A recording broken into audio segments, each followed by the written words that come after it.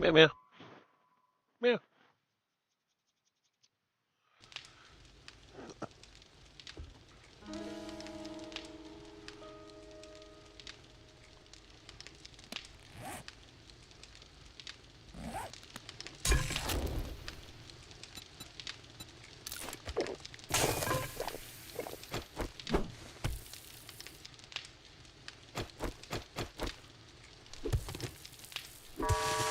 Trader Rex is closing shortly. Finish your damn business or come back tomorrow. If you're still alive. Can I catch up on my water?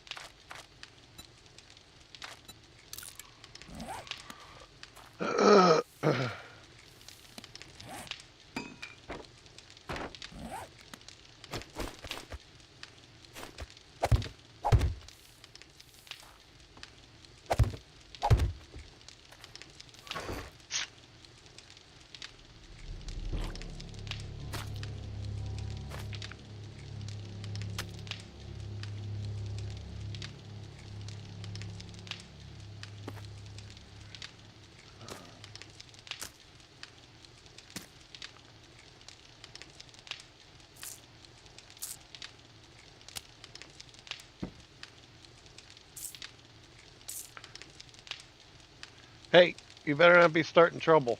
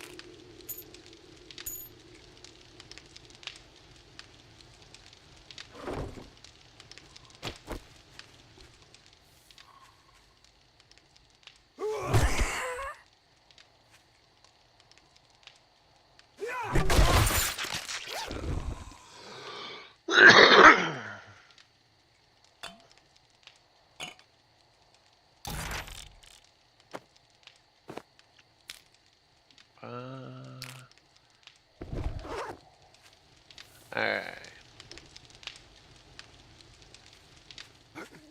Let's run over here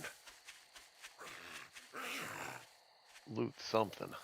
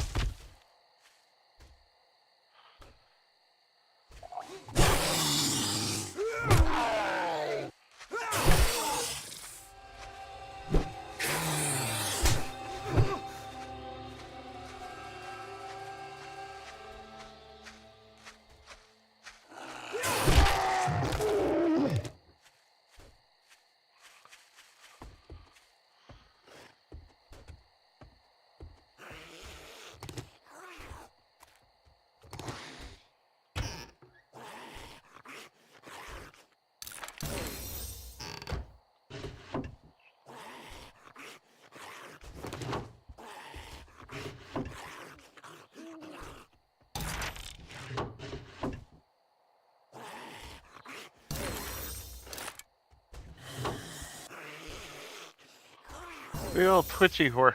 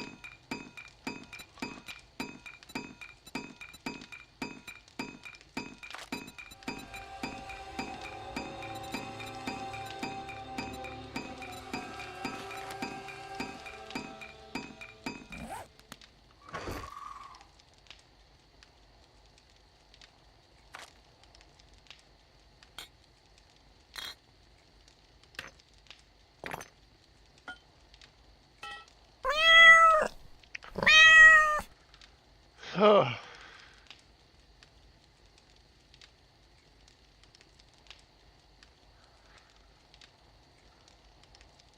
how's it going? I didn't think I was gonna stream again tonight, but I got bored watching YouTube videos, so I figured I'd play for a little while.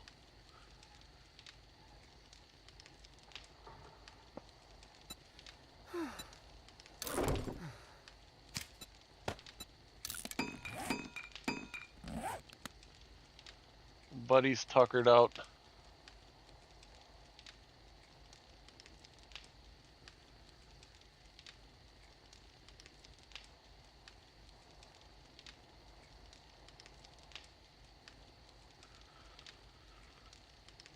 No, I'm not tired. Buddy is. Buddy was fighting with Shoujo a little while ago. They were running all over. I'm surprised my neighbors haven't complained about all the noise they make.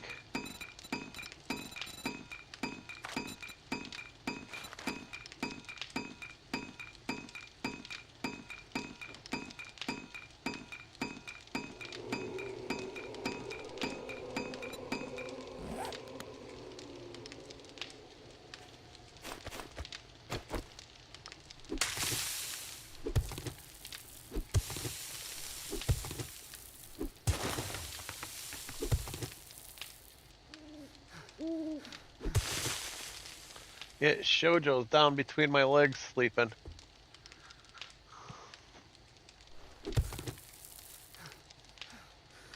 Yeah, I know. I'm having a. I need chatters.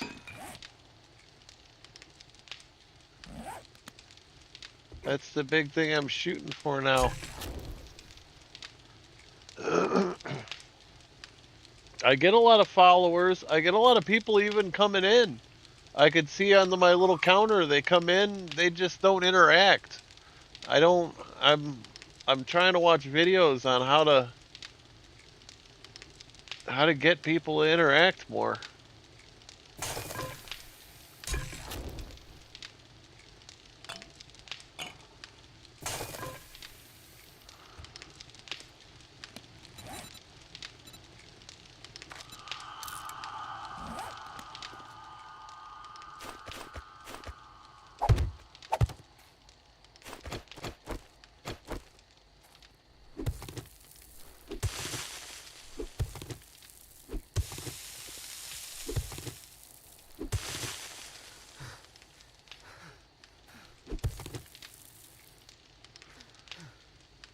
Yeah, but the thing is, like, hang on, let me go to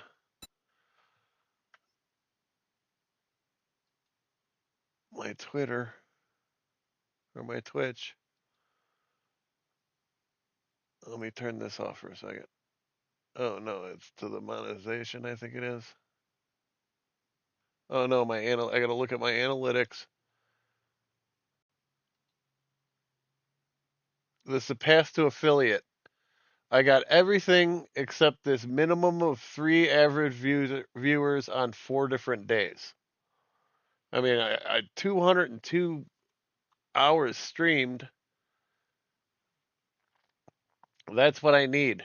And once I get that, I'm an affiliate. And then it's time to start focusing on my next goal. I think so.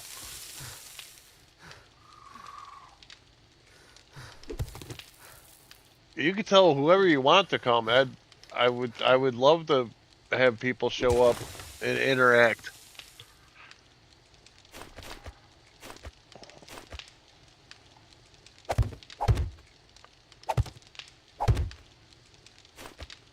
I'm even in my Discord. I'm trying to hook up with other streamers. Maybe like partner up and collaborate with them. I mean, I'm trying everything I possibly can to grow.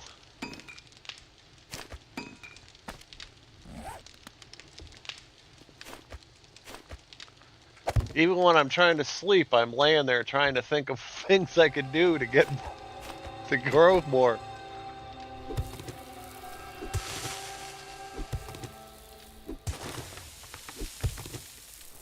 I mean, I do have faith. I don't have patience.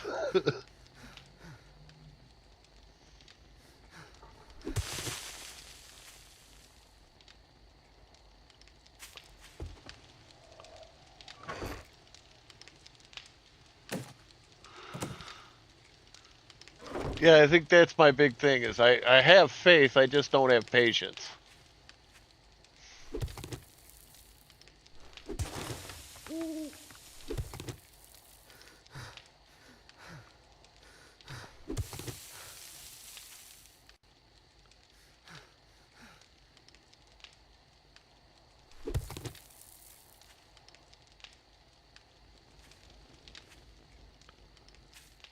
Yeah, I have passion for it too. I already did 6 hours today. I took about 2 hours off and then I hopped back on. Well, I did about an hour and a half and then I hopped off again. And now I've already been on for a half an hour.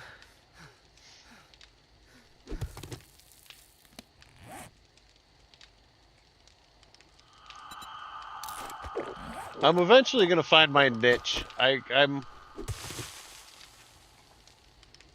like I said, I'm just not patient.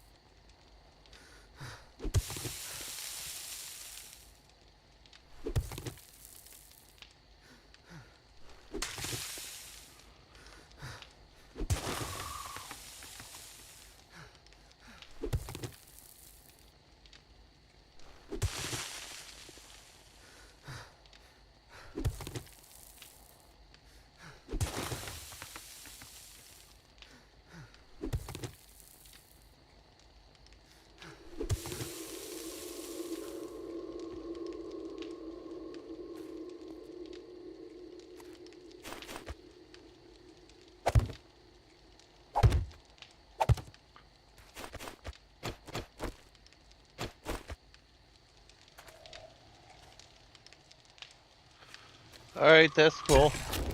I should have the rest of the money tomorrow. I hope. If not, the day after that.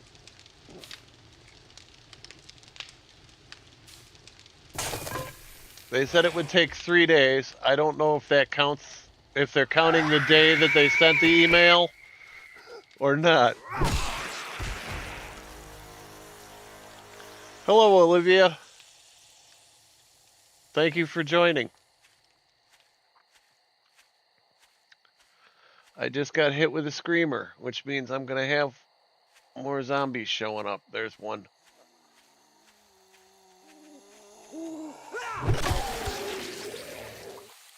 There's a couple more. I think 4 show up every time a screamer screams.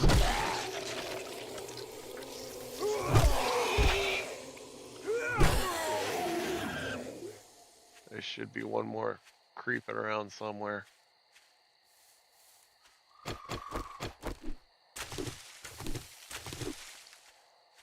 Oh, cool.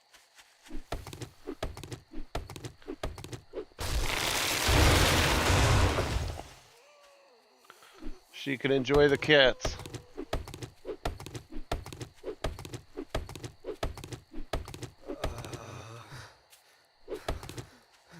Oh no, is that another screamer?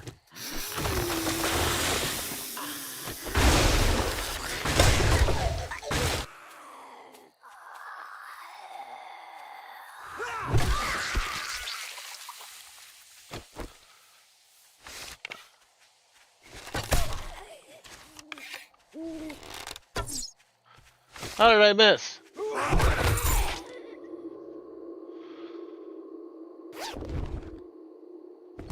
Another UKer.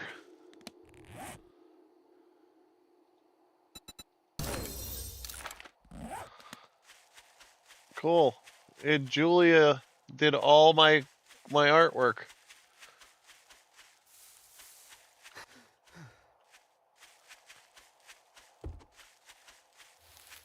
Where's a...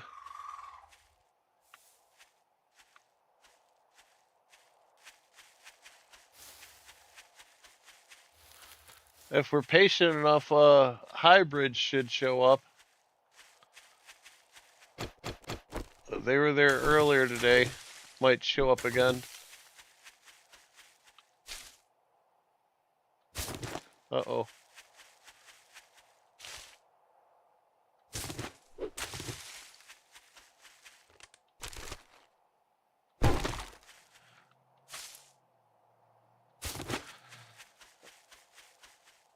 I gotta wait for morning.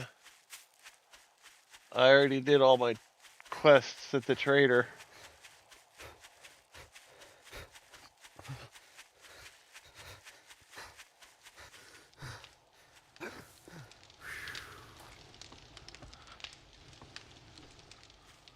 But I'm gonna start doing these longer streams until I can get affiliate. So I'll probably do this stream at least 4 hours. And then I'll sleep and then I'll get up and do another long 6-hour stream. I was looking at the... How long would what take?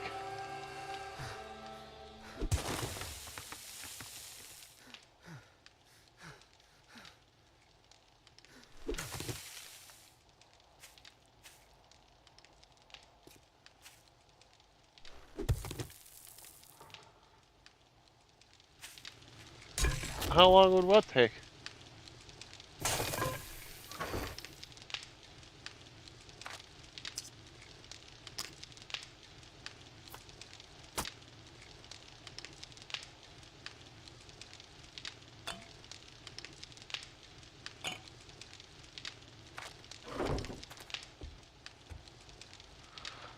I need food. I guess I'll eat my pie. No, I could eat these sandwiches.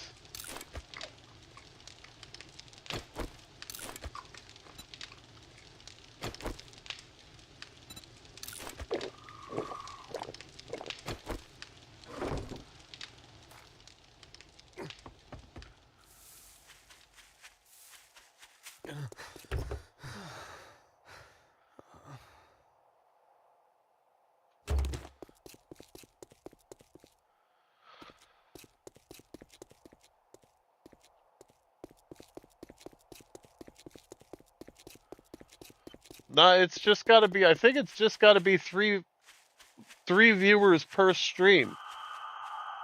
I don't think it has to be a specific length. I want to be able to stream for at least 4 hours. I feel like anything less than 4 hours, I'm not going to say not worth it, but I'm depending too much on just random people showing up.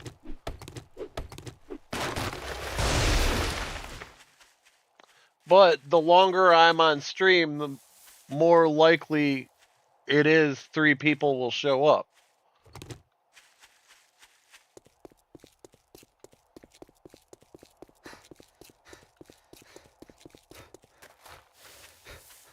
So I just want to at least stream for 4 hours twice a day. Like this morning I did it was like a 6.5 hour stream.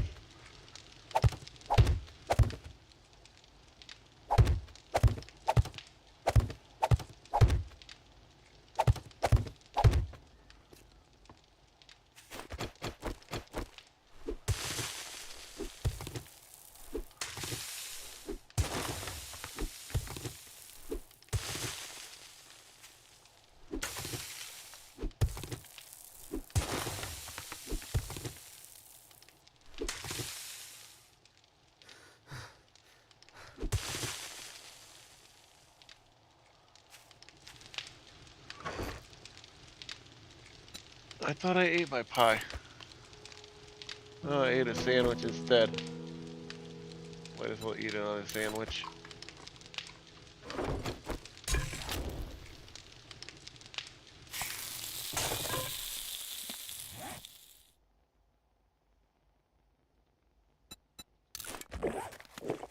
Yeah, it would be nice to build a nice little community.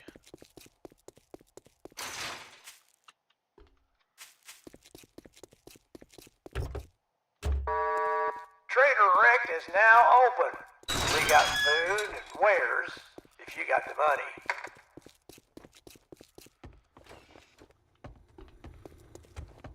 Morning. If you try to say it's a good morning, there's the goddamn door. I got work to do if you don't just stand there with your thumb. Make up your mind or make your way out. This guy is so crabby.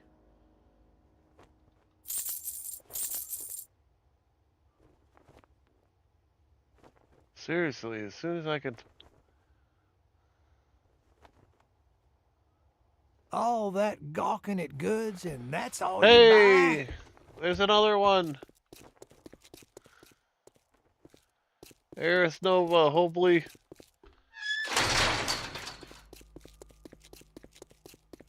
Alright, people showing up. That's cool.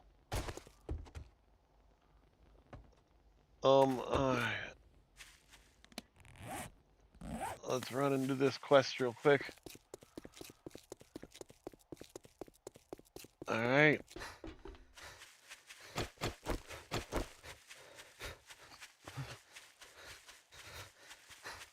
Yeah, I have that hybrid that shows up every day pretty much. Usually in the morning though.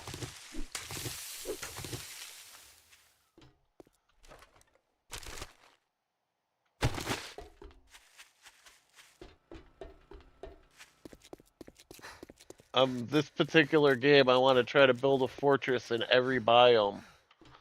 Right now, I'm just trying to finish the quests in this biome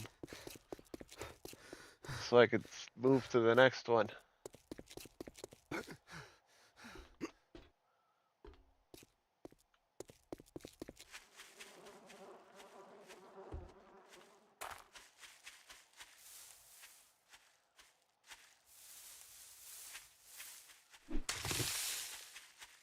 Yeah, if you could keep tuning in every day, that'd be great.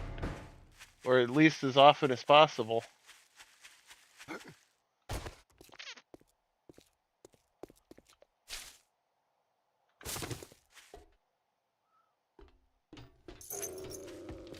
Oh, the dang dog. I forgot about the dog.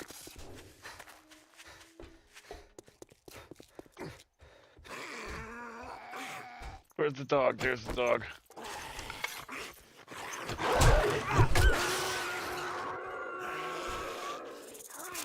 Snack.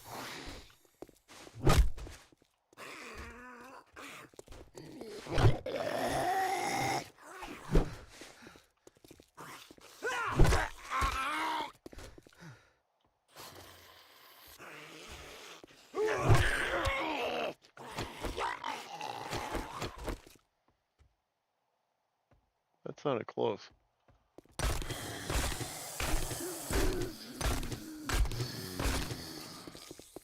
All right. Let me capture the flag. It's going to be in here. All right.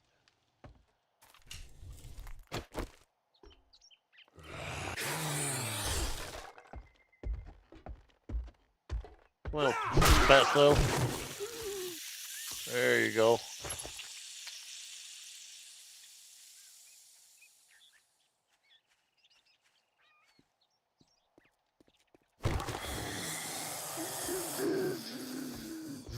$11 to 5. The one I was looking at, it was, yeah, that was about it. It actually, the one I saw dropped off between like 3 and 4. It seemed like the peak viewing was at noon. But I'm not sure if the analytics I look at are global or not. It might just be for like the United States or just for even my region of the United States.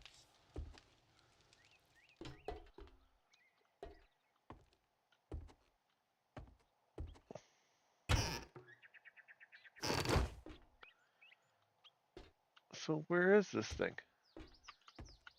Oh, right there, in this weird closet.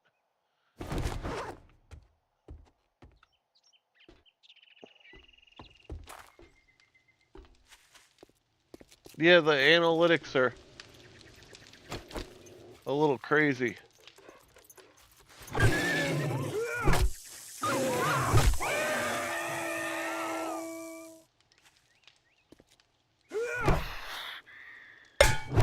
Oh, I hit that snake. And it didn't die? That was crazy.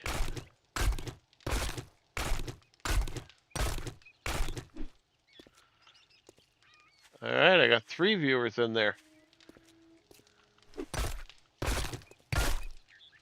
Oh, I better run back to the...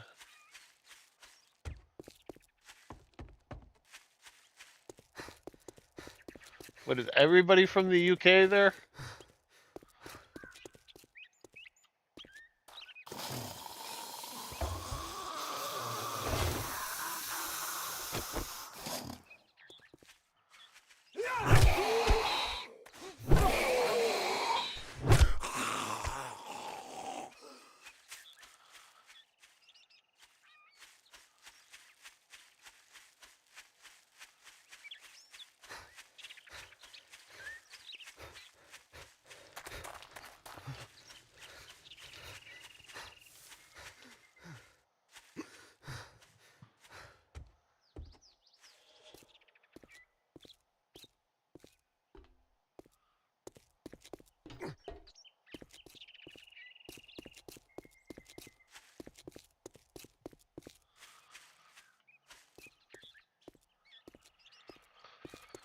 How you doing, buddy?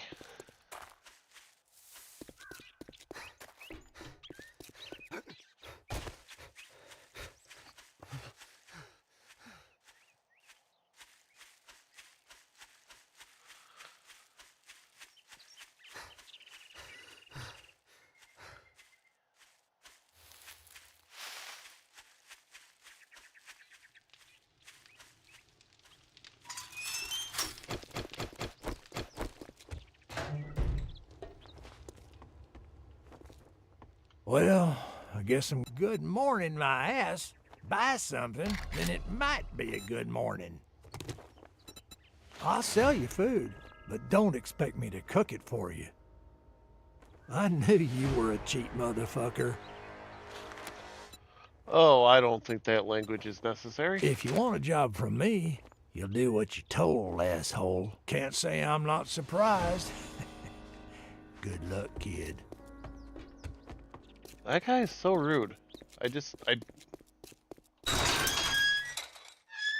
don't like working for him because of it. He doesn't treat me well.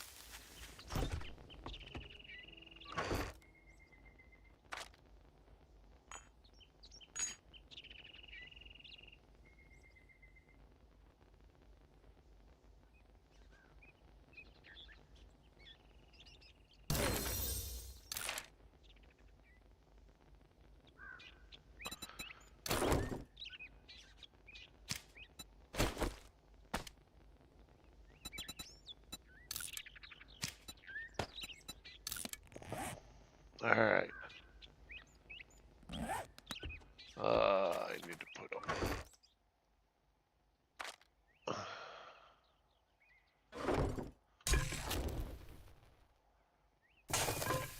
That's no good. I'm out of liquids. Let's go see if this jerk has any.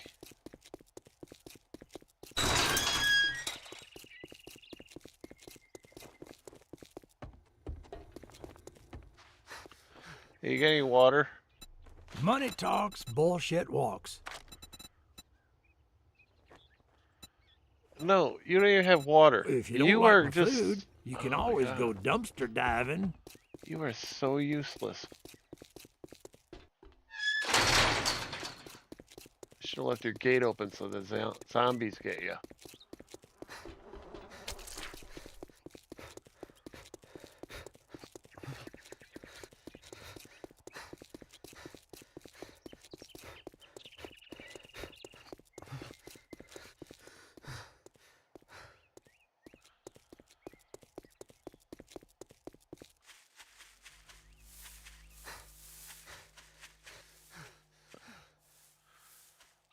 Alright.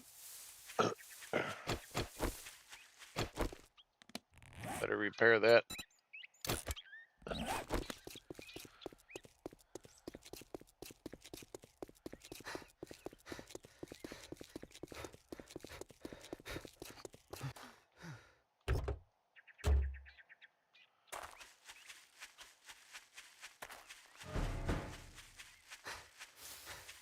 Did you hear that? I'm sorry. Did that startle you? Sorry, buddy. I didn't mean to startle you.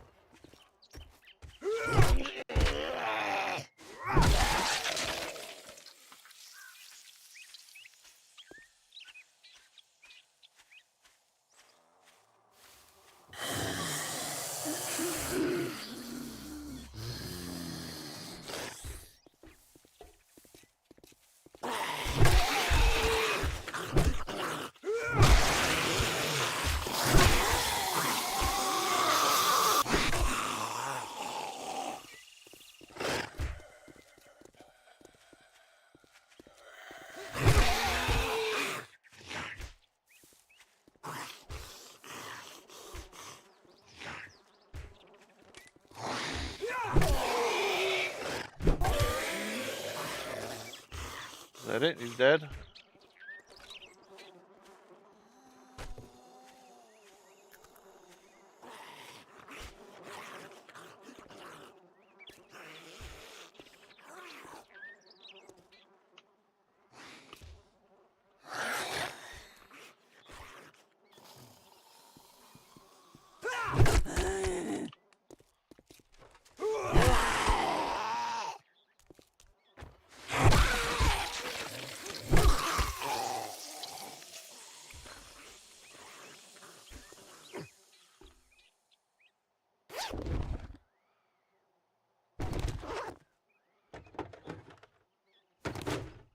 I found gold in that coffin.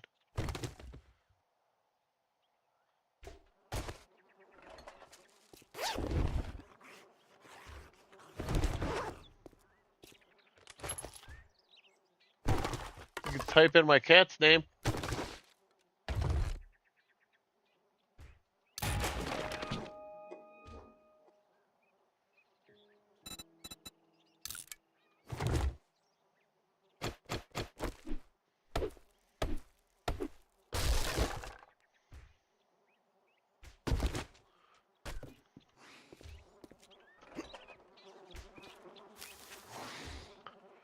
Shoot a trader, alright.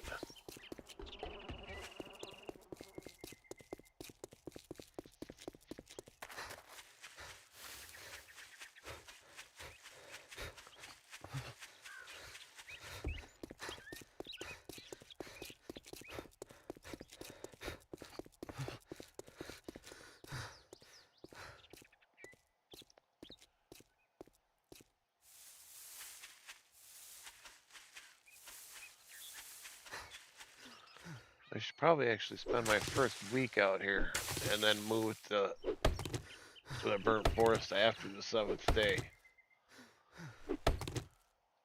Probably the better idea.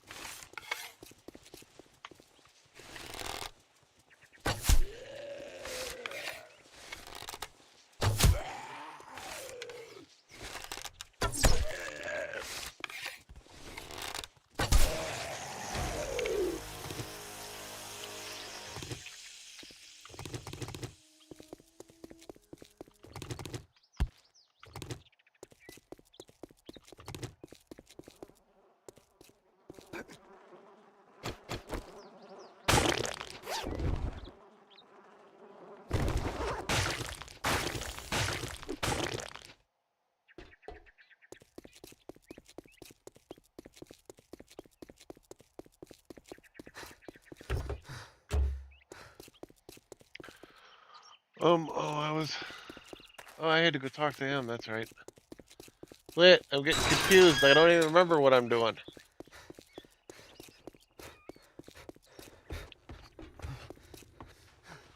If you drink, congratulations. Here's your reward, sucker.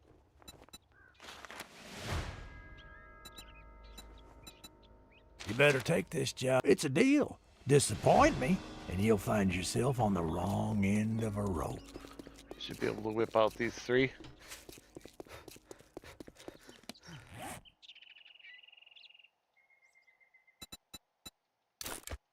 That's the best I can do for right now. Do I have any... I don't even have any murky water on me.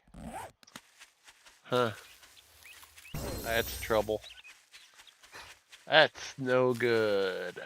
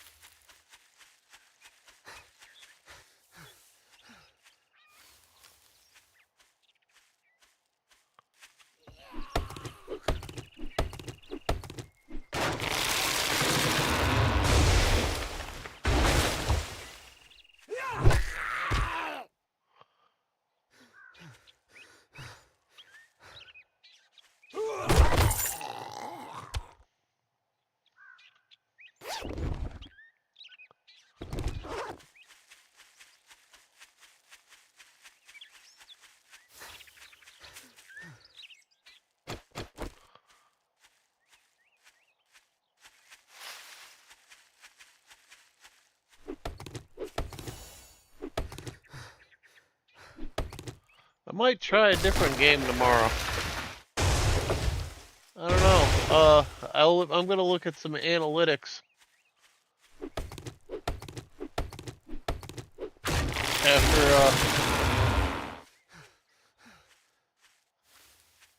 look at a few other games that I might be interested in playing.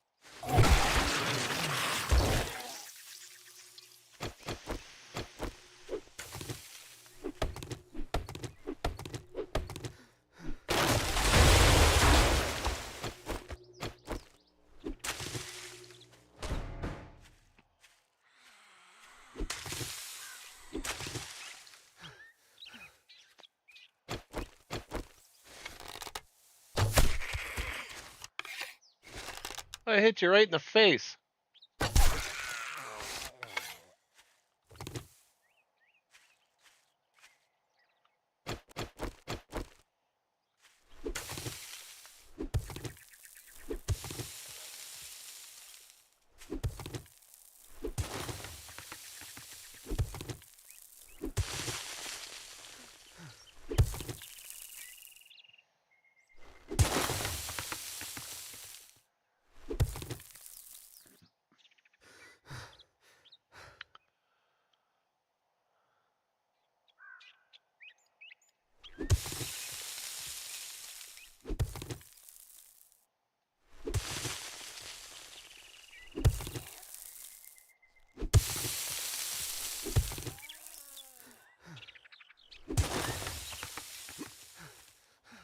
Where?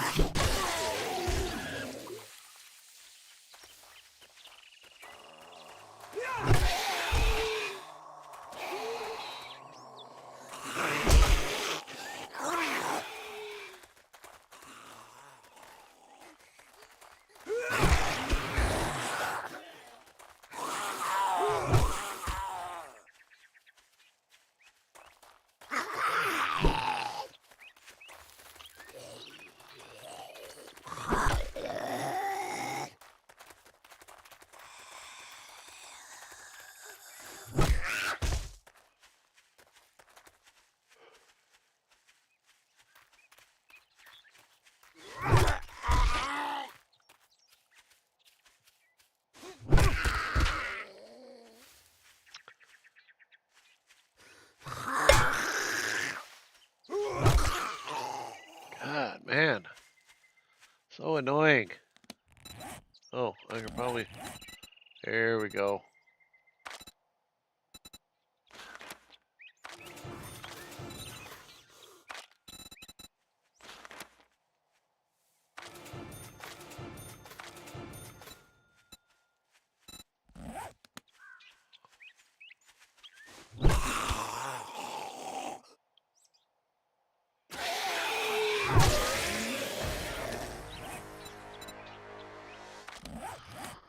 Uh,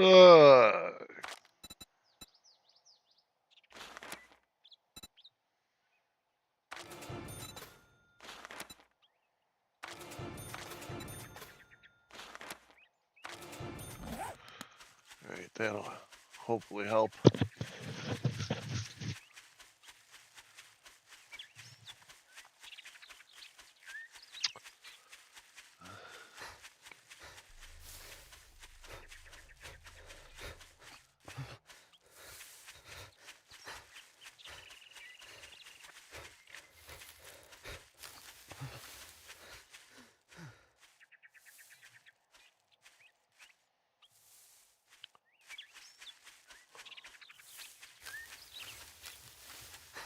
Where you going? What's wrong?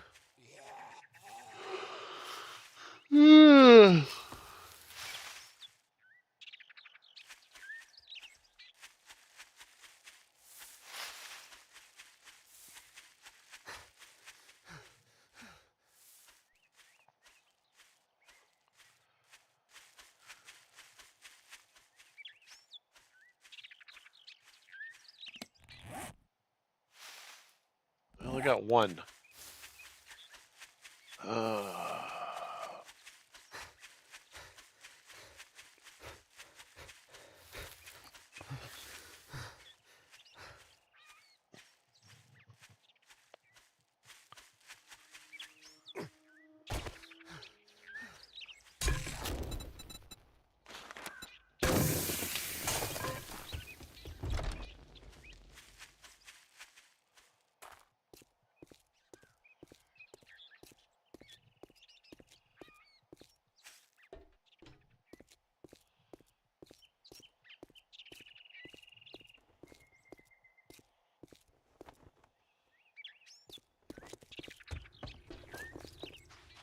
Morning. I got a hangover, so just keep it down. I gotta scratch my leg. Don't get all upset with me just 'cause I got an itch.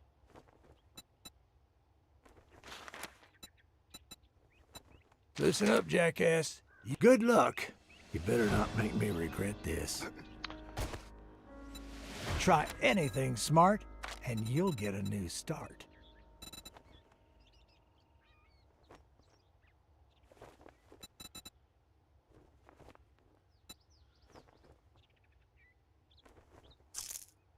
Watch yourself, stranger. I know some fellers that break legs for coin.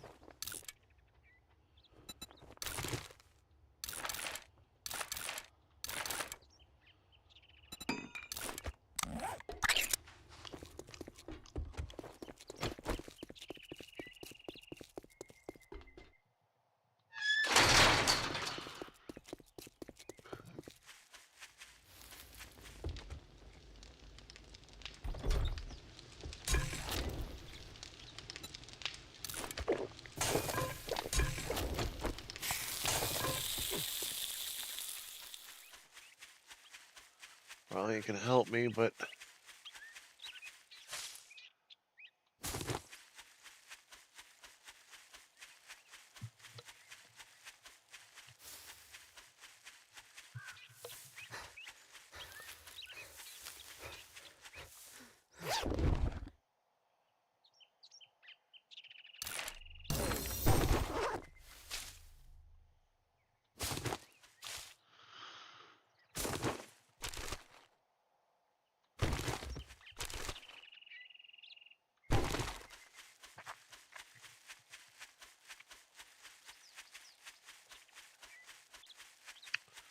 huh.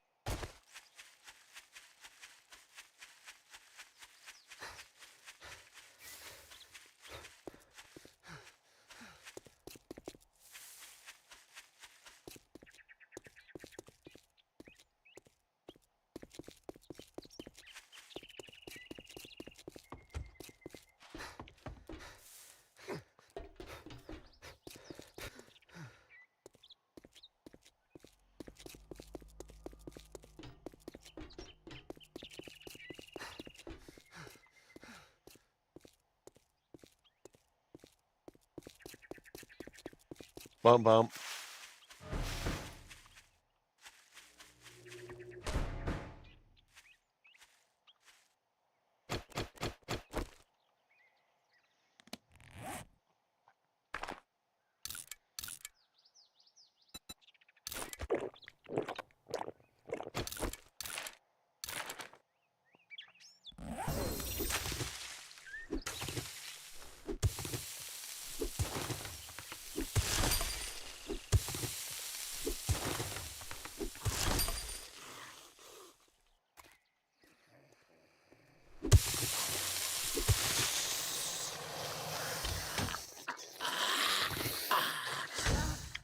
Oh, you're freaking kidding me.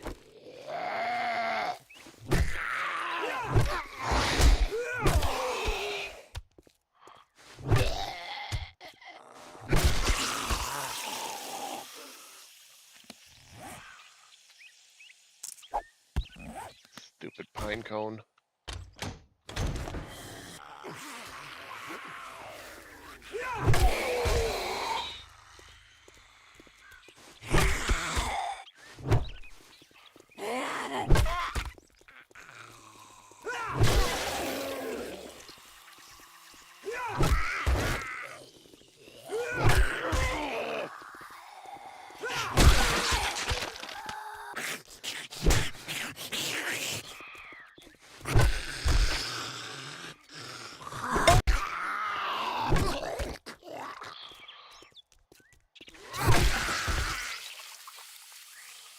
Bunch of jerks.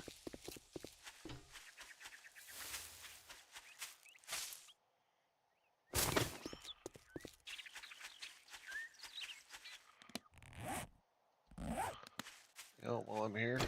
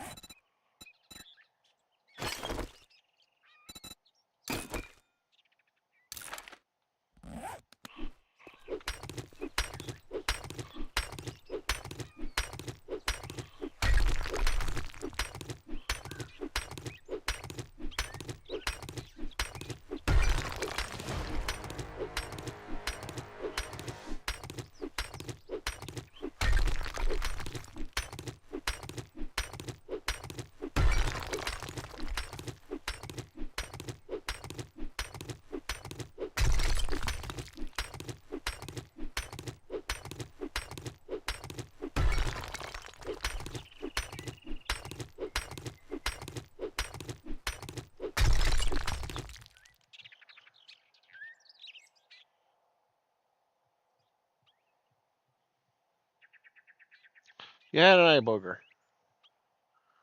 Just cleaning your eye booger. Giving you a little cheek. A little cheek there.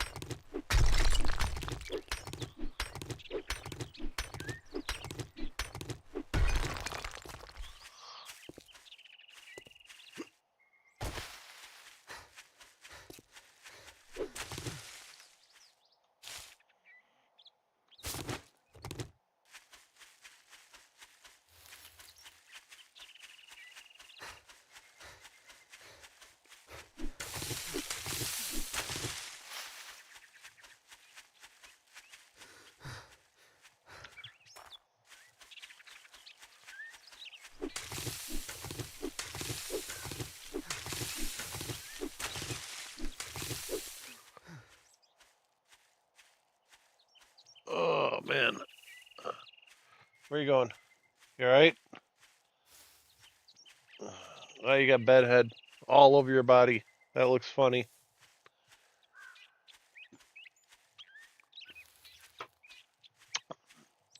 Oh, you got the little one moving now. Alright, cool. I can actually get into a comfortable position now. Ah, the cat's moved. I can get my chair back to myself. Oh, if I could just get my back to crack, that would be so awesome.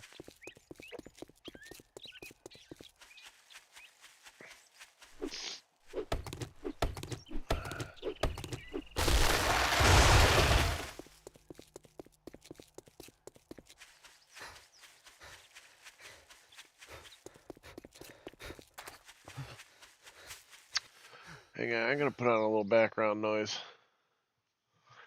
Since, that's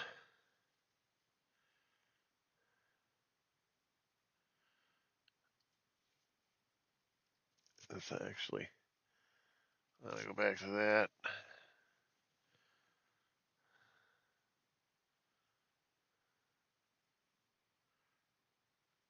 A feminist mother raised her son to step aside for women. He stepped aside from his own life. What? That sounds stupid. Let's listen to it. I raised my son to be invisible. That was the word I used in my head, though I told myself I was teaching him humility. I was 42 when Daniel was born, already teaching. Gender studies at a liberal arts college already convinced that the world needed fewer men who took up space, and more men who knew how to disappear when women needed room to breathe. I remember holding him in the hospital, this soft creature with eyes like still water, and thinking, you will be different.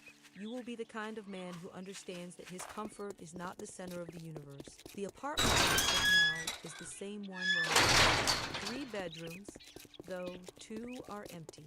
The third is mine, where books about feminist theory. Morning. The walls that If you sit try to close, say with it's a signs good faded from morning, sunlight that there's comes the through windows no one else goddamn looks at door. anymore. There is a photograph on my desk, face down. I turned it over 6 months ago and have not turned it back. It shows Daniel at 8, gap-toothed and smiling, holding a sign he made for the Women's March. The sign said, "Future Feminists." He was so proud. I was proud of him being proud. I taught him early when he wanted the last cookie. I reminded him that his sister Claire might want it more. When he raised his hand in class, I told him to count to 10 first to give the girls a chance. You better take this job. When he made Get moving, basketball team in jackass. middle This school, don't pay I by sat him the down and hour. explained the pay gap, the centuries of oppression, the invisible labor that he performed. I told him that every time he succeeded, he was taking something from someone who needed it more. He listened with those Stillwater eyes and nodded slowly, trying to understand. His father, my ex-husband Mark, called it child abuse. We were already divorced by then. The marriage, another casualty of my awakening.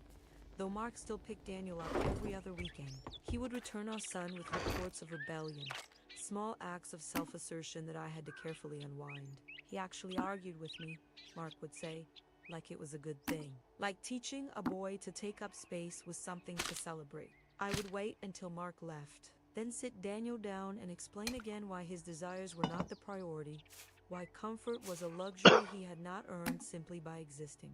Claire understood. She was 3 years older, sharp where Daniel was soft, ambitious where he was uncertain. She knew what the world owed her. When she got into Yale, I threw her a party. When Daniel got into a state school, I reminded him that he had advantages others did not, that his acceptance likely came at the expense of a more deserving girl. He said nothing. He had learned by then that saying nothing was what I wanted. Now, Claire is in Copenhagen, doing something with sustainable fashion and UN initiatives. She calls twice a year. Daniel lives 40 minutes away, and I have not seen him in 14 months. When he stopped answering my calls, I told myself he was busy, that this was temporary. That My he was shop, simply my learning to set rules. boundaries You the way follow, I taught him to or you respect fuck the off. boundaries of women. It did not occur to me that he might be setting them against me. Thank I you look at very the phone much, and now sometimes, you can go sitting fuck silent on yourself. the kitchen counter next to cold tea in a mug that says the future is female. I think about it again. I think about what I would say, but I taught him so well to step aside, to make himself small, to understand that his presence was an imposition. I never considered that one day he might step aside from me too, and that the space he left would be so cold? The methods were subtle at first. I believed in gentle correction, in teaching through example rather than punishment. When Daniel was 7 and wanted to join the chess club, I suggested he volunteer to organize it instead of compete. Someone has to do the administrative work, I told him, and boys have been playing while girls do the labor for too long. He volunteered. He was good at organizing, quiet, and thorough. He never played a single game. When he turned 30, he came home with a permission slip for the debate team. I remember sitting across from him at the kitchen table, formed between us like a small battlefield. Claire was already captain of her debate team, already winning state competitions. I asked Daniel if he really thought he needed to take up space there too, if he understood that his voice was already amplified by the simple fact of his gender. I asked him what message it sent to the girls who needed debate more than he did, who had fewer opportunities to be heard. He put the permission slip back in his backpack. I never saw it again. His teachers called sometimes. Miss Pedersen, his 8th grade English teacher, said Daniel had stopped raising his hand entirely, even when she called on him directly. She said his essays were beautiful, thoughtful, but he refused to read them aloud. She seemed concerned. I thanked her for calling and explained that I was teaching Daniel not to dominate classroom space. That silence was a form of respect. She said nothing for a long moment, then wished me a good evening. The call stopped after that. Mark fought me harder as Daniel grew older. There was a particular argument. Daniel was 15, sitting in the living room, while Mark and I stood in the kitchen, speaking in harsh whispers that were not really whispers at all. Mark said I was destroying our son.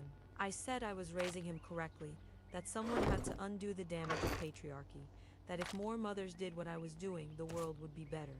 Mark asked me if I had looked at Daniel lately, really looked at him. He said our son was disappearing. I told him that was the point. But I did look at him after Mark left that night. Daniel was sitting on the couch with a book, the same position he had held for the entire argument, perfectly still. The book was not open. His eyes were not moving. He was just sitting there, holding the book like a shield, like if he stayed quiet enough and small enough, we might forget he existed. I felt something then, a small crack in my certainty. But I sealed it quickly with theory and conviction. This was growth, I told myself. This was what consciousness looked like. Claire was thriving. She was accepted into a leadership program for young women, started a feminist blog that got media attention, gave a TEDx talk at 17 about dismantling male privilege. I was so proud at dinner. She would talk about her achievements, her plans, her future, and complete attention.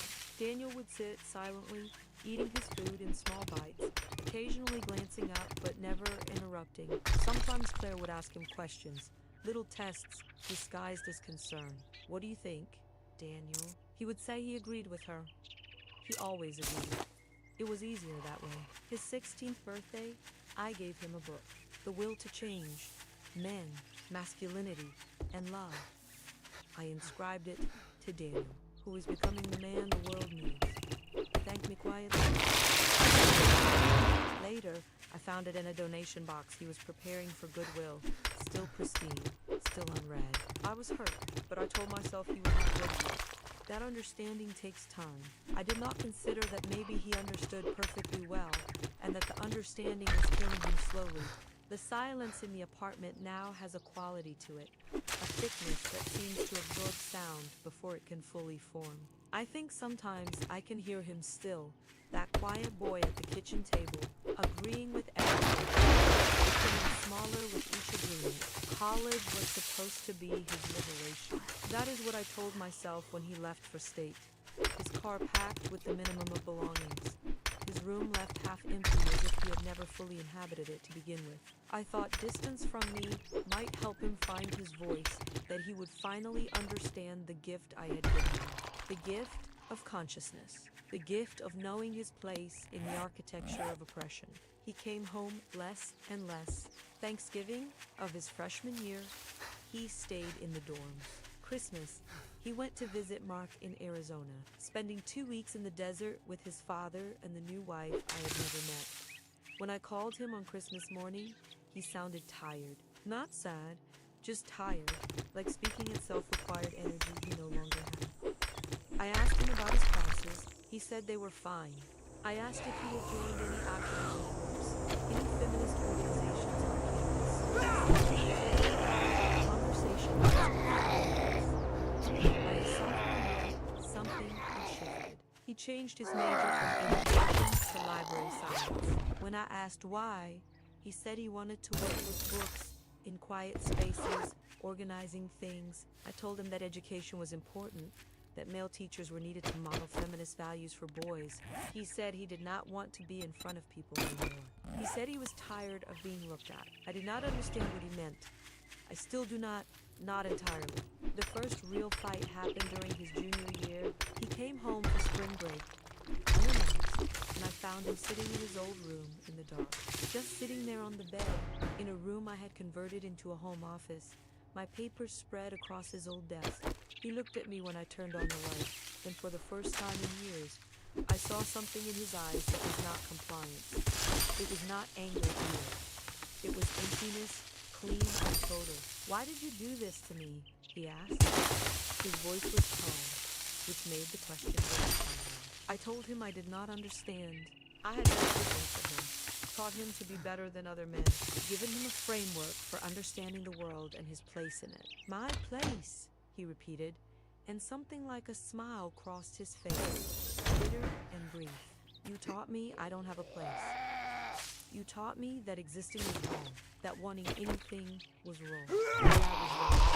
I tried to explain. I used the language I had spent decades perfecting, the theory that had shaped my entire professional life. I talked about privilege and patriarchy, about the necessity of discomfort, about how his pain was minor compared to centuries of female suffering.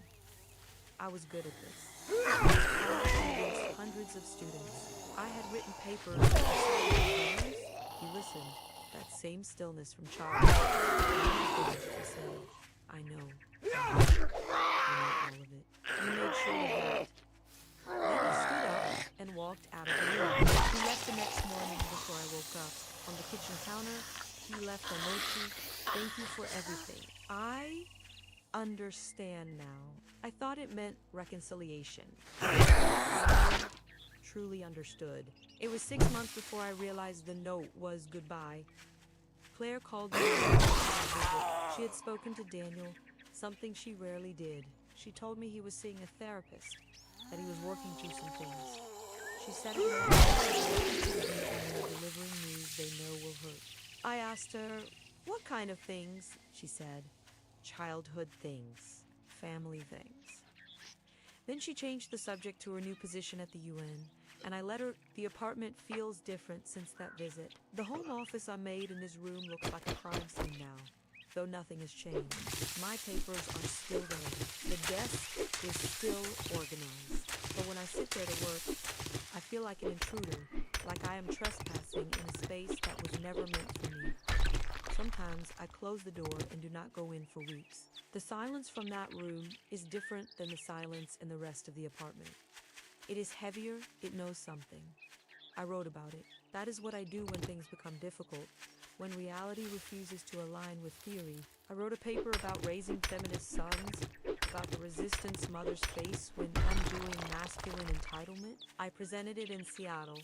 2 colleagues who nodded approvingly. I told them about Daniel, though I did not use his name. I called him Subject A and described his journey toward consciousness as a success story. A woman in the audience asked if Subject A felt like a trap. I explained that happiness was not the goal, that comfort was the enemy of growth, that we were not raising children to be happy, but to be just. I got strong applause. The paper was accepted for publication. At home, the phone did not ring. Daniel had graduated, taken a library job in Oregon, a place I would never be invited to visit. He sent brief emails every few months. The job is good. The weather is rainy. I am well. I wrote back long responses, filling the emptiness with articles he should read, news about my work, and Claire's accomplishments. His responses got shorter. Then they stopped. I told myself that shadows separate from from mothers, but other children came back for holidays. Other children introduced partners and grandchildren. I waited for Daniel to do the same. The waiting became background noise, constant and ignored, like the hum of the refrigerator in the empty apartment. Mark died when Daniel was 26. Heart attack, sudden and complete. Claire flew in from Copenhagen. Daniel drove down from Oregon. First time I had seen him in 3 years. He had grown a beard, looked older than 26, or maybe exactly 26, and I had expected him to still be the boy at the kitchen table, making himself small. At the funeral, he sat across the room from me. He embraced Claire briefly, desperately. He did not speak to me at all. After the service, I approached him in the parking lot. I said I was glad he had come. He said Dad would have wanted him there. I tried to talk about us, about how I missed him. He looked at me with those still water eyes, frozen over completely. You don't miss me, he said. You miss the idea you had of who I should be. You never actually saw me. I told him that was not fair, that I had dedicated my life to raising him correctly. He nodded slowly, the same nod from childhood, absorbing and filing away. Then he said something I still hear in the silence. You gave me tools to erase this, and I got so good at it that now there's almost nothing left. So I guess you've succeeded, Mom? Congratulations? He walked away. Claire watched from across the parking lot but did not follow. She flew back to Copenhagen the next morning. Before security, she hugged me and said, "You should have listened to Dad." Then she was gone, swallowed by travelers going places where I would never be welcome. I spent months trying to reach Daniel. Calls to voicemail, emails unanswered. I wrote him a letter on paper, explaining again why I raised him this way, citing sources, building arguments. It came back marked return to sender. He had moved and left no forwarding address. The college let me go 3 years after my died. They called it early retirement, offered a modest package, spoke about budget cuts and shifting priorities, but I knew what it really was. My classes had been shrinking for years, students dropping after the first week, course evaluations that used words like hostile and inflexible and unable to hear alternative perspectives. The department chair, a woman I mentored, sat across from me in her office and said gently that perhaps it was time to rest, to pursue other interests. She did not meet my eyes when she said it. I tried to stay active in academic circles. I submitted papers to journals that had published me for decades. The rejections came back with polite language about evolving discourse and making room for new voices. I attended conferences where colleagues I had known for 30 years greeted me with brief hugs and vaguer promises to get coffee that never materialized. At a panel in Boston, I raised my hand to comment, and the moderator, someone half my age, cut me off mid-sentence to say, "We needed to hear from people with lived experience, not just theory." I was 68. I had lived plenty. Claire stopped calling entirely. I found out through Facebook that she had gotten married. A small ceremony in Denmark.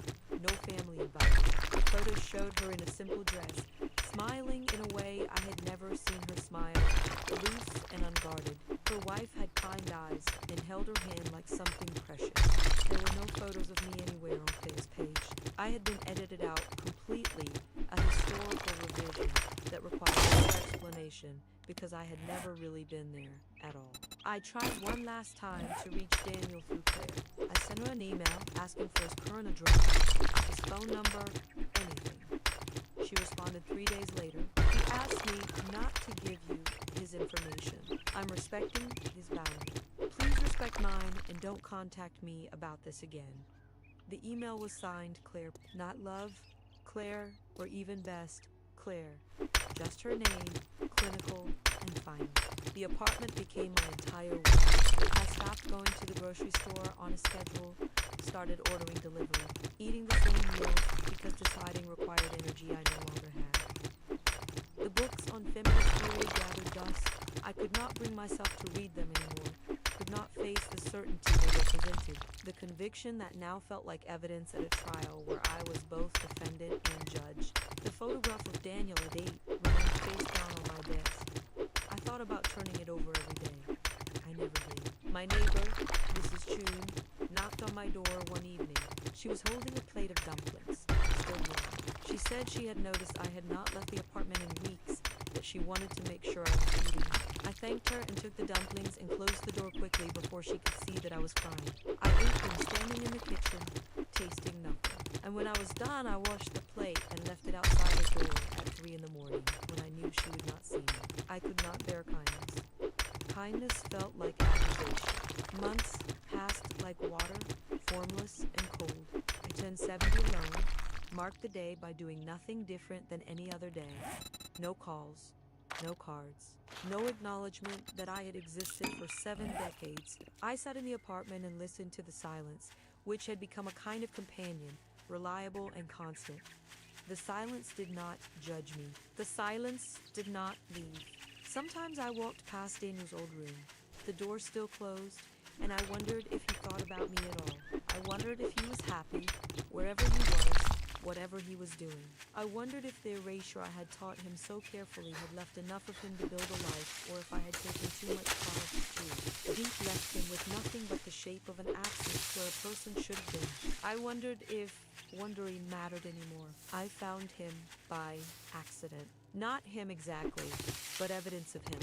Proof that he still existed somewhere in the world I no longer occupied. A colleague from my old apartment, someone I barely knew, posted a photo from a library conference in Portland. In the background, blurred, and Afternoon. unmistakable, Now that you was did the Daniel job, I Boldenau, guess you ain't that weird damn little bad girl, after all. 32. He was smiling at someone outside the frame. A real smile. The kind I had never seen him give. He looked peaceful. He looked like Bye, someone who had finally or learned to bye. take up space. I stared at that photo for hours, zooming in until the pixels broke apart, trying to read his expression. If you don't like my a text I food, could you can analyze. always go There was no dumpster pain in diving. his face. That was what struck me most. No visible damage, no obvious wound. He had survived me. He had erased the erasure and built something from whatever remained. I did not know whether to be relieved or devastated. I felt both. The phone never rings anymore. I stopped paying for the landline last year, kept only the cell phone that sits on the counter next to the Futurist female mug. Both relics. From a time when I believed in the future, when I believed I was building something that mattered. The mug has a crack down the side now, thin as a hair, but it spreads a little more each time I use it. I should throw it away. I keep drinking from it anyway. I tried writing again recently. Not academic papers, just thoughts, fragments, something to fill the hours between waking and sleeping that all feel the same now. I wrote about Daniel, about the tools I had for him, about the careful architecture of his destruction, the alcohol education. I wrote that I had been right about everything except the cost. Then I deleted it. Who would read it? Who would care? The women who know these presentations are retired now, or dead, or simply done with me. The world moved on and left me here in this apartment with books I cannot read, a photograph I cannot turn over. Sometimes I am calling him. I still have his old number, though I know it is disconnected, redirected to nothing. I imagine his voice on the other end. Imagine what I would say. I have missed it 1,000 times. I was wrong. No, too simple. I hurt you. Too often. I loved you, but did not know how to show it without dismantling you first. Closer, but still a lie, because love should not require demolition. In my best fantasy, he answers and says he forgives me. In my worst, he answers and says nothing at all. In reality, I never call, because I know which one it would be. Claire is pregnant. I learned this from Facebook. From a post she made public by accident or cruelty. I cannot tell which. She is having a son. The announcement said they planned to name him Marcus after no one in particular, a name with no history, no weight, a fresh start. In the photo, her wife's hand rests on Claire's stomach, protective and gentle. I wondered if Claire would raise her son the way I raised Daniel. Then I realized, with a coldness that felt like clarity, that of course she would not. She had seen what that produced. She had watched her brother disappear in slow motion and learned exactly what not to do. I am 72 now. The apartment is smaller every day, or I am smaller. I cannot tell the difference anymore. The books remain on the shelves. The photograph remains face down. Daniel's room remains closed. I remain feeling in the space I created, surrounded by the evidence of my certainty, my conviction, my righteousness. I did everything I believed was right. I followed the theory perfectly. I raised a son who learned to step aside for women, who understood his privilege, who made himself small so others could grow. He stepped aside so well, he stepped out of my life entirely. And the space he left is exactly the size of the space I taught him he should not occupy.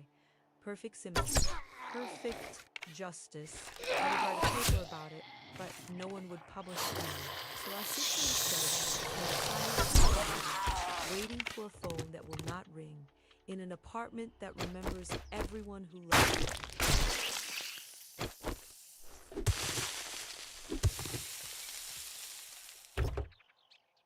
Yeah, you see that in the camera. I'm a journalist. You do that. I'm taking this. 2003, the year that brought the invasion of Iraq, the third Lord of the Rings movie, and the craziest bank heist in human history. The decade that was the 2000s pushed further into the great unknown. 2003 moved us into the war on terror, but also brought us loads of movies and TV shows, sports records, and the passing of several iconic figures. You believe in Jesus? Yes, I do. Well, you're going to meet him. We're going to talk about the news, culture, sports, entertainment, and all that was weird in the 2000s. This is Timeline.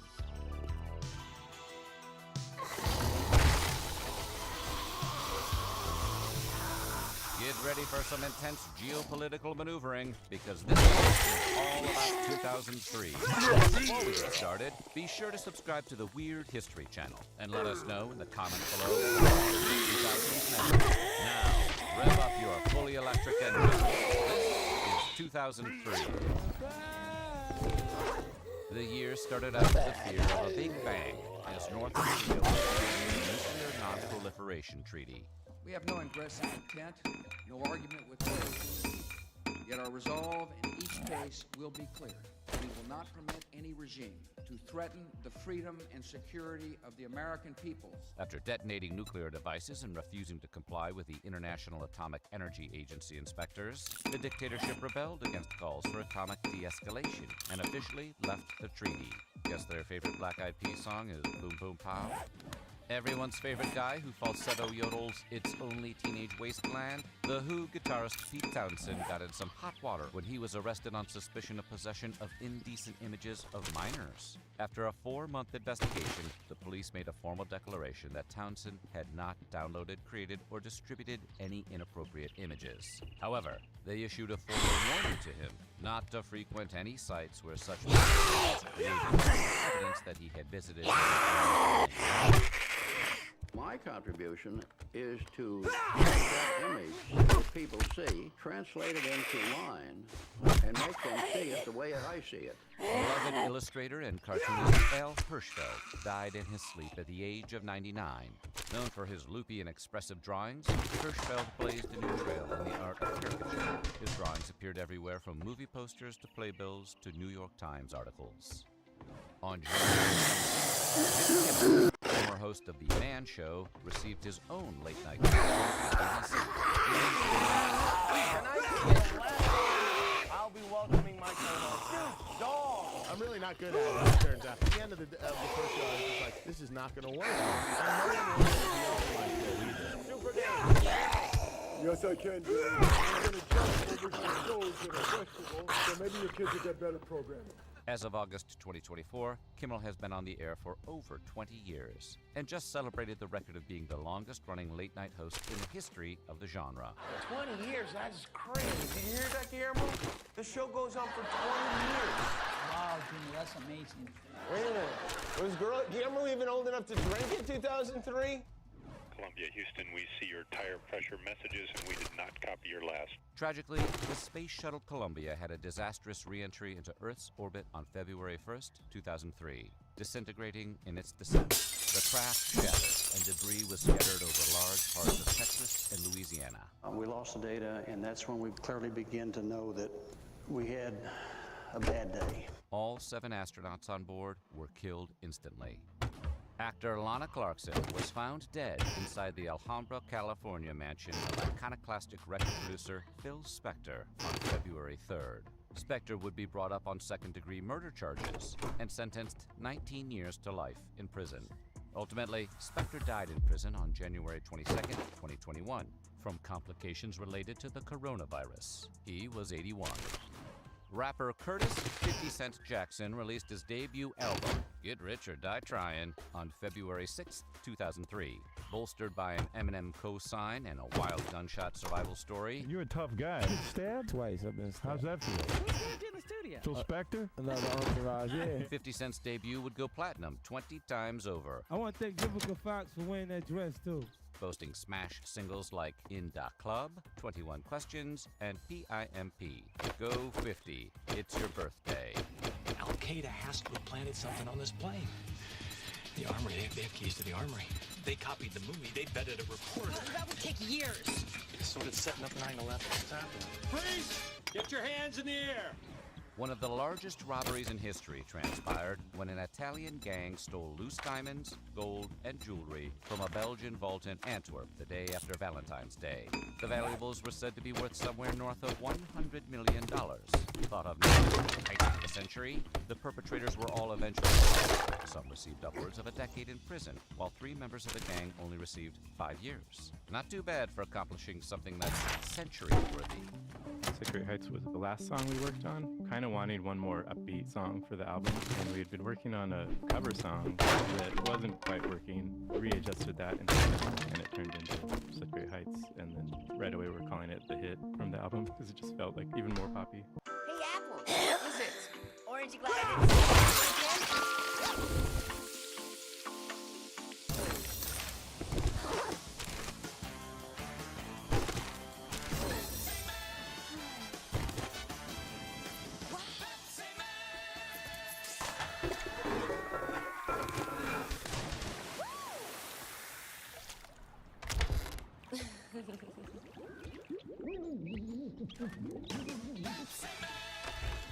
At the Rhode Island venue Station, during the February 20th performance of the band Great White, a pyrotechnics display was miscalibrated and set the venue on fire. Severely injured.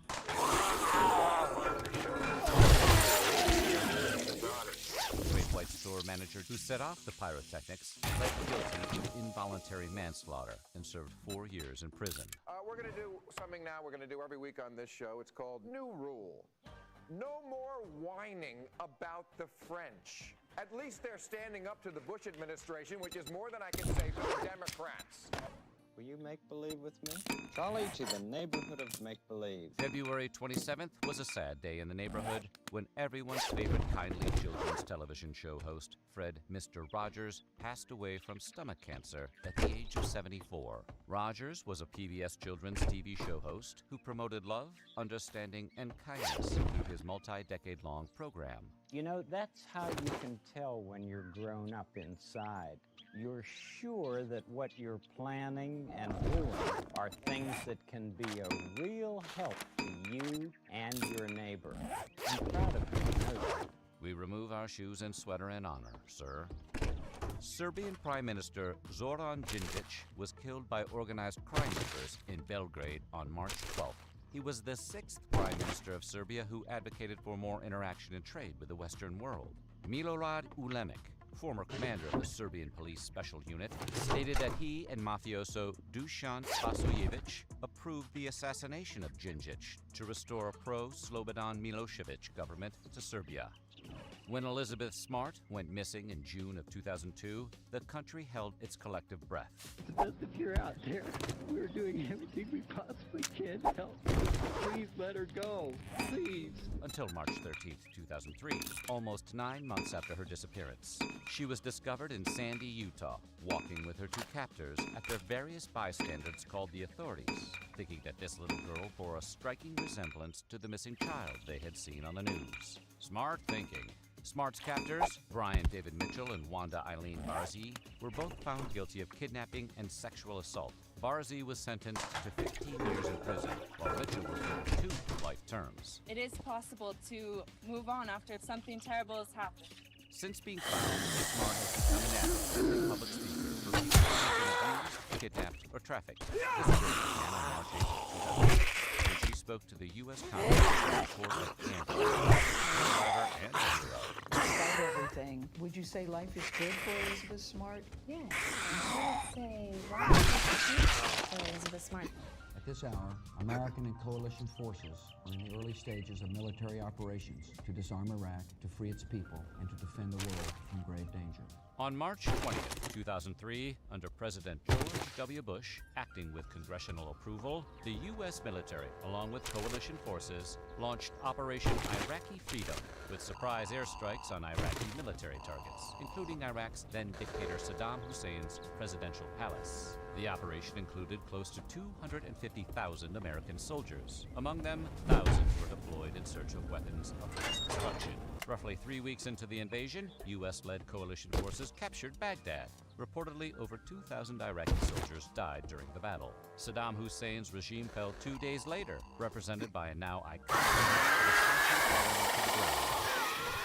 Jordan, one of the greatest athletes of all time, played his last professional basketball game on April 16, 2003. The Washington Wizards faced the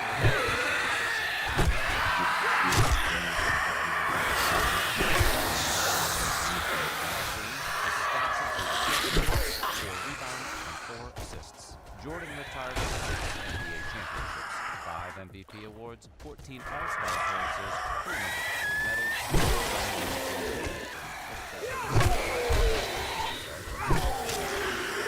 On April 21st, iconoclastic singer, pianist, and civil rights activist Nina Simone succumbed to a battle with breast cancer at 70 years.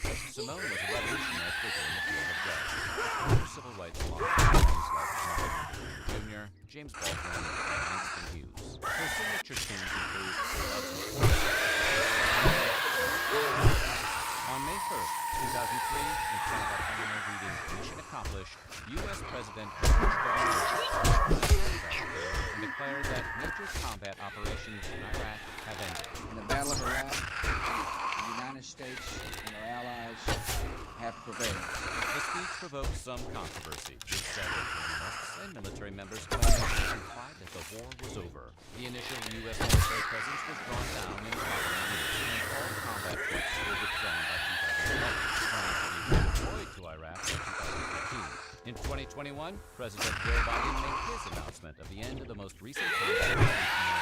And to be available to continue to train, to assist, to help, and what can I do by the end of the combat mission. Anyone here from New Hampshire? Wow, that sucks. If you're from New Hampshire, then you know there's a famous rock formation that, viewed from the right angle, looks like the face of an old man. And on May 3rd, 2003, it collapsed. Is the future of New Hampshire tourism ruined? Experts say it was a series of freezing the rock up to the pressure during it. It's just incredible, but it's awful at the same time. People are really sad. It's like you lost a family member. We miss you, old man of the mountain. We miss you. My name is Elise. I'm 20 years old. I am applying to medical school. If you can choose between becoming a supermodel or going to med school. I've actually thought about that, and medical school can be deferred indefinitely, whereas being 20 years old cannot. On May 22nd, Annika Sorenstam became the first woman to play a PGA Tour start, not the LPGA. Appearing at the Bank of America Colonial, she followed 2 other female athletes who made PGA starts, Babe Zaharias in 1946 and Shirley Spork in 1952. The crowd cheered her at every hole. However, her presence was not without criticism, most notably golfer Vijay Singh, who commented on the fact that if he was paired with her, he would withdraw, because she doesn't belong out here. Sorenstam was considered one of the best female golfers of all time, and when she retired in 2008, she had won over 96 international professional tournaments. On May 22nd, 2 days later, Sir Paul McCartney performed his first ever concert in Russia for over 100,000 people. 1, 2, 3, 4. The event was recorded and released in a special titled Paul McCartney in Red Square. The final song he played? Back in the USSR, the infamous Beatles cut that ironically portrayed the Soviet Union as a nostalgic place of surf rock comfort. Talk about biting the hand that feeds you. Honey, your dad's probably back at the pet store. Yeah, you know, like, I'm from Bob's Fish Mart. Pet Palace. eBay. So, which one is it? I'm from the ocean. Ah, the ocean. The ocean! A dishonest man, you can always trust to be dishonest. Honestly.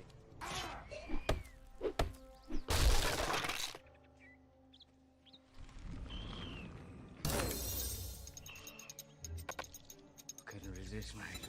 One day after Captain Jack Sparrow sailed the seas, musical sensation Wicked opened its premiere curtain. Starring Idina Menzel and Kristen Chenoweth, the retelling of the world of Frank L. Baum's Wizard of Oz featured now perennial music theater favorites like Popular, Defying Gravity, and For Good.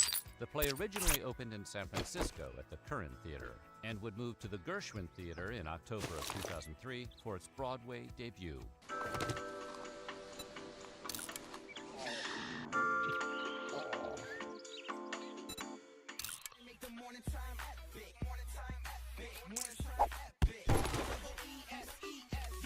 It's the perfect combination of peanut butter and chocolatey flavor. Reese's Puff cereal, part of a complete package. Remember how everyone used to get super annoying calls from telemarketers, like, constantly? Credit score and get out of debt. Again? Really? Well, on June 26th, the U.S. government decided to do something about it by establishing the National Do Not Call Registry. The registry aimed to prevent telemarketing companies from contacting private citizens on the list. Almost 750,000 people signed up for the service on the first day, making it one of the more popular things a government has ever done. Tesla is a household name today, but back in 2003, the idea of a mass-market practical fully electric car was nearly unthinkable. Nevertheless, Martin Eberhard and Mark Tarpenning went out on a limb and founded Tesla, an electric vehicle company, to accomplish that impossible dream. And somehow, that founding led to Twitter being renamed X. History sure is weird. While staying in Colorado for a surgical procedure, star basketball player Kobe Bryant was arrested for sexual assault on the 4th of July, 2003. A 19-year-old hotel employee accused Bryant of assaulting her at the hotel, with bruises on her neck to boot. After the police questioned Bryant, he had admitted to having sex with the individual, but insisted it was consensual. I'm so sorry for having to put you through this, having to put our family through this. The case was eventually dismissed due to the woman in question not wanting to publicly testify. For this reason, and this reason only, I am dismissing this case. However, a civil case was eventually brought and settled for an undisclosed sum. That same day, iconic R&B singer Barry White died at age 58 from complications of diabetes and high blood pressure. Known for his smooth bass voice, White crooned sultry cuts like "Can't Get Enough of Your Love," "Baby, You're the First, the Last, My Everything,"